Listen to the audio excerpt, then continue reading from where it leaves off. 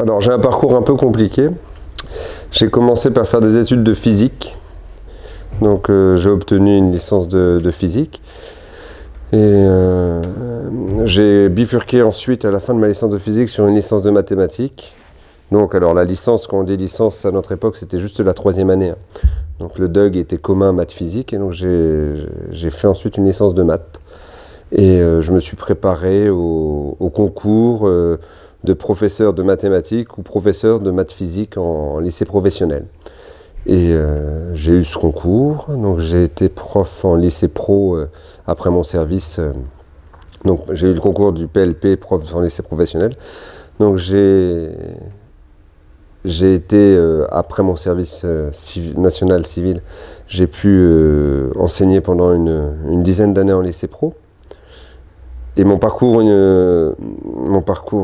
universitaire n'était pas terminé parce que je me suis remis au bout de quelques années à des études de mathématiques parce que bon, j'étais allé très vite sur des filières d'enseignement parce que j'avais besoin d'un emploi.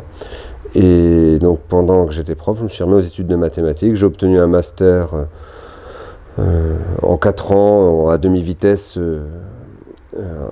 en 2008. Et puis à l'issue de ce master 2 de mathématiques, j'ai tenté des concours d'agrégation, donc de mathématiques, agrégation interne, que j'ai obtenu. Et donc suite à ce concours d'agrégation, j'ai postulé pour des postes à la faculté. Et donc j'ai été recruté en 2011 ici. Et là, c'est arrêté mes études, on va dire. Voilà.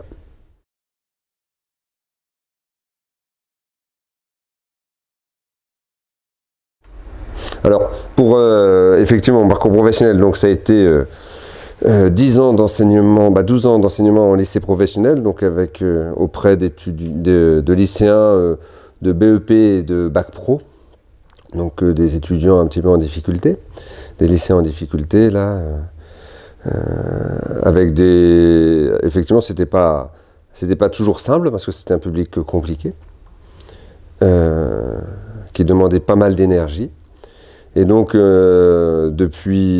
le concours de l'agrégation et ce poste obtenu ensuite à l'université, donc j'ai fait 1 an entre-temps quand même en lycée pour valider mon concours d'agrégation. Et donc, ça fait 10 ans que je suis... 10 ans. Ça doit faire 8 ans que je suis à l'université de Tours, là, à la section d'économie.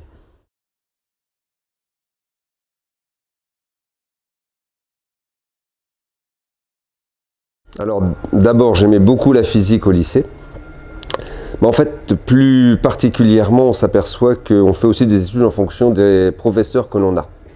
Et j'ai eu de remarquables professeurs de physique au lycée, et donc j'ai eu envie de faire de la physique. Et finalement c'est arrivé en 3e année de licence, en 3e année en licence de physique, que je me suis aperçu que la physique était un petit peu compliqué, ne correspondait pas forcément à mes attentes.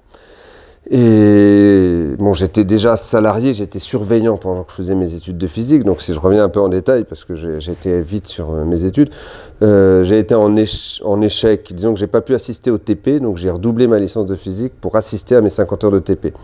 J'aurais eu 0, j'aurais eu ma licence, mais là il y avait une condition sine qua non pour valider la licence, c'était la validation des TP et la présence au TP. Donc j'ai redoublé pour 50 heures de TP annuel, et donc c'est là que je me suis inscrit en licence de maths. Et c'est là où je me suis aperçu, en faisant des mathématiques au niveau universitaire, que c'était les mathématiques qui me plaisaient, et plus particulièrement un domaine des mathématiques qui s'appelait la topologie. Alors vous, ça ne vous parle pas, mais c'est un domaine des mathématiques qui n'est pas le plus plaisant en général. Hein. C'est quand même un domaine qui est assez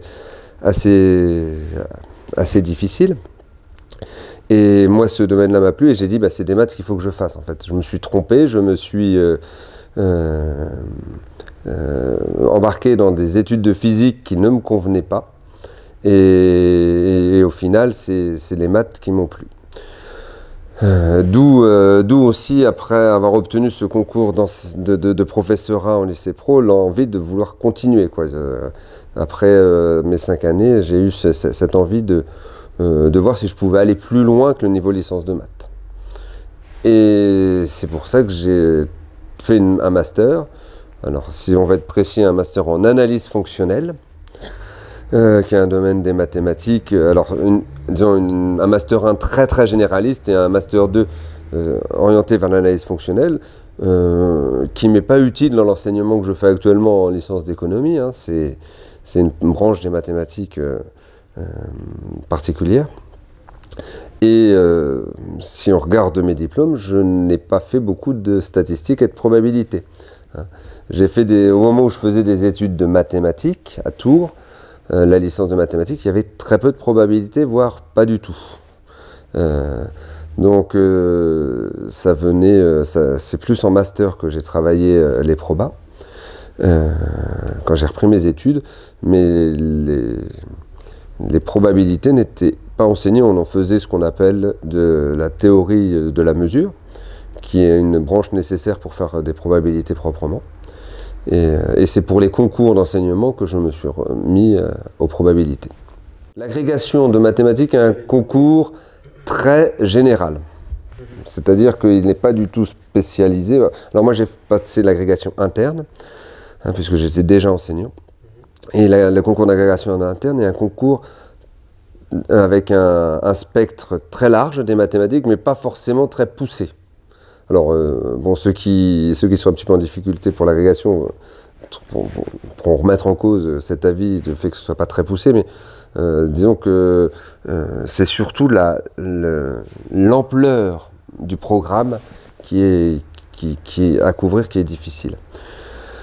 Et donc j'ai été plutôt bien classé à l'agrégation, donc c'est vrai que j'ai été recruté, je pense, à l'université, parce qu'ils ont jugé que j'avais les compétences pour acquérir les probas et les stats que je n'avais pas dans ma formation originelle, mais que finalement peu de profs de mathématiques de ma génération avaient.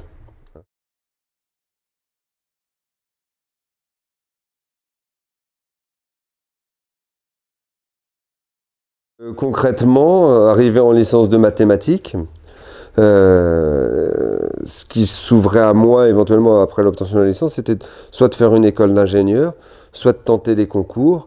Et ce qui était le plus facile pour moi par rapport à ma situation financière, c'était de tenter les concours. Ça me permettait de continuer à être surveillant. J'étais surveillant à Vierzon. Et donc, voilà, il y a eu un côté,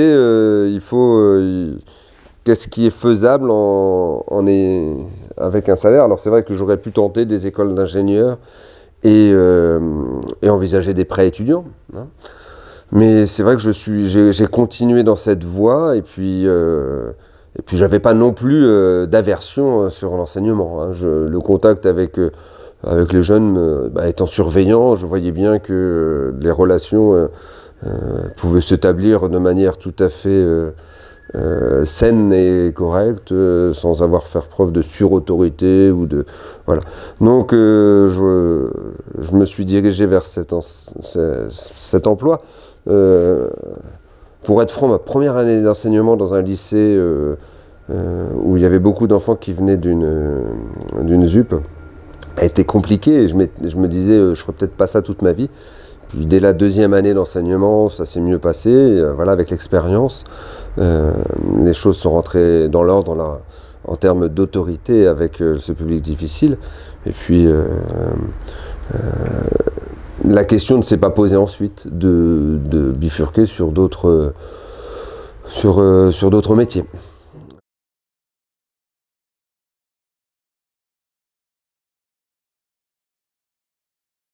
Je pense que c'est point fort, mais là, c'est aussi par rapport à... Moi, je ne connais pas très bien les autres licences d'économie, parce que ce n'est pas forcément mon domaine. Mais d'après ce que j'ai cru en entendre, son point fort, c'est la place qui est mise justement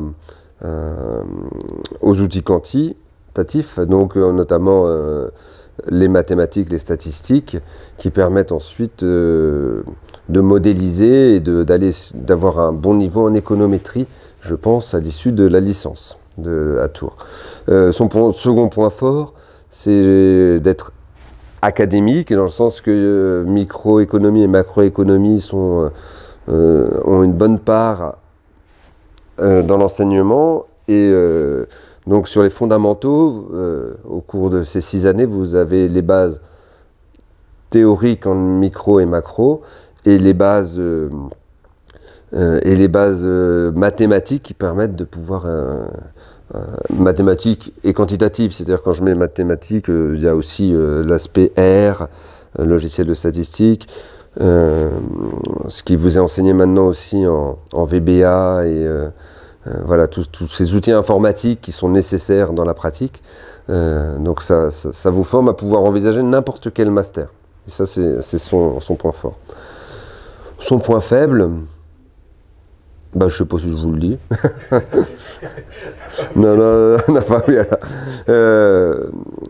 Bon, après, paradoxalement, peut-être que certains d'entre vous peuvent regretter de ne pas se spécialiser un petit peu dès la licence.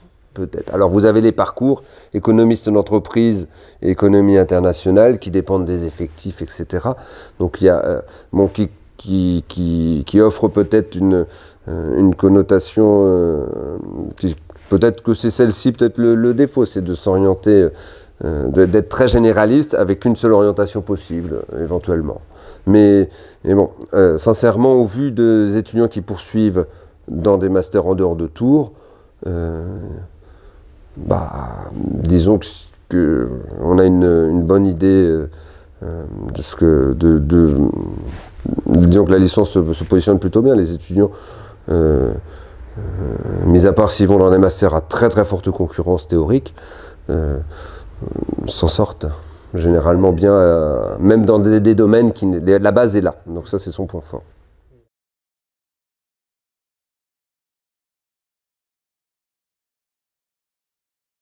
Alors, pour les lycéens, si j'avais un message à faire passer, c'est faut pas lâcher les maths si on se dirige dans n'importe quelle étude scientifique. Hein.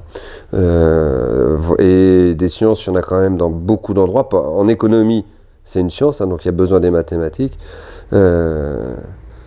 Donc, faut faire attention. Le niveau, c'est pas simple dans le nouveau bac, mais ne pas lâcher les mathématiques. C'est un conseil global, mis à part si on se dirige vraiment sur des études hyper littéraires.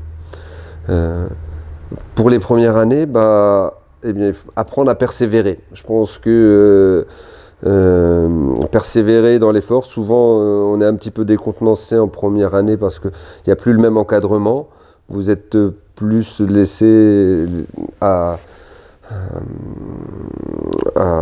autonomie, donc il faut apprendre justement à gérer ce temps parce que vous avez du temps à gérer. Travailler en BU, etc. Donc il y a mais il faut apprendre à persévérer et pas renoncer. Je pense que il faut apprendre à faire des raisonnements un peu longs, à scoltiner la difficulté, à rester bloqué sur une question un petit peu le temps, à reprendre le cours. Et puis bon, à la fin, aller voir le corrigé, parce que vous aurez toujours un corrigé quelque part. Mais pas tout de suite aller vers le corrigé et dire c'est bon, j'ai compris. Non, il faut scoltiner à l'effort pour réussir à voir où est la difficulté et quelles sont ses propres difficultés. Parce que quelquefois, elles ne sont pas du tout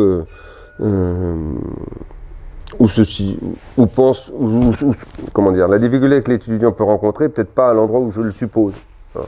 Et donc, c'est à vous de vous en rendre compte. Moi, souvent, je vois en fonction des copies quelles sont les difficultés, mais et souvent, c'est des difficultés qui viennent de loin. C'est-à-dire que les choses compliquées, finalement, vous les comprenez, mais il y a des bases de pratique, technicité, mathématiques qui sont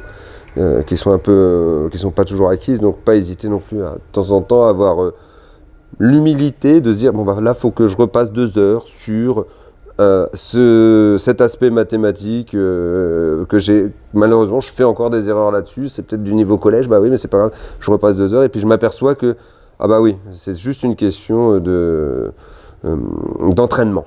Et après, une fois qu'on a les techniques, on peut acquérir des choses plus compliquées techniquement. Voilà. Et ne pas hésiter à venir nous poser des questions.